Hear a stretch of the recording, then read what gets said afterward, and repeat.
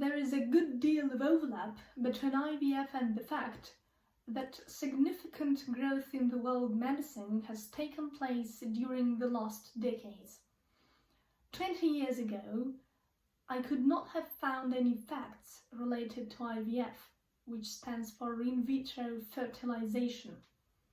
50 years ago, it would have been inconceivable that anybody would imagine it's possible, but today I can not only try and give some indication of what IVF actually is, but in addition demonstrate in detail why this technology has already become of crucial importance for millions of people in this country and in the world at large.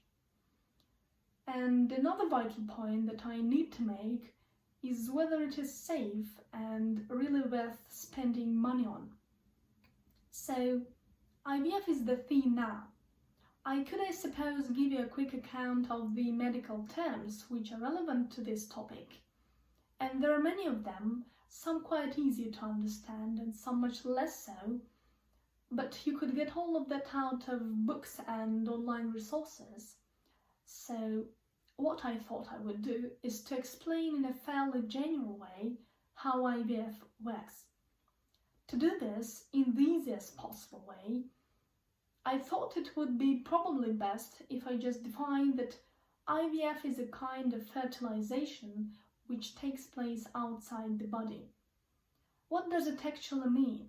It means that highly professional doctors, with the help of special equipment, remove an egg from the woman's body and fertilize it in a lab. What happens next is that the fertilized egg starts to grow and is then returned to the woman's body to develop. Well, there is quite a lot more to mention. We could go into this in greater detail afterwards, perhaps. And please don't feel shy to ask all your questions. But now, what I'd like you to consider is that IVF has several steps, and it takes months to complete the whole process. But in addition to this, though it sometimes works on the first try, many people need more than one round of IVF to get pregnant.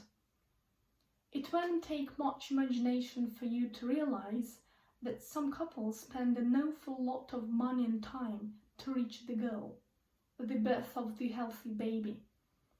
You may wonder whether there are some negative consequences. Well, I'd like you to keep in mind that the long-term health consequences can't be estimated yet.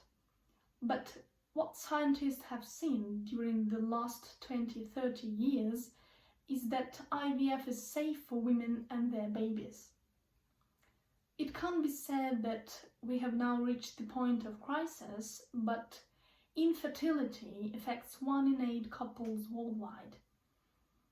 I'd like you to take into account that it is IVF that has indeed become an option of vital importance for such people, and in many cases the only way to become biological parents.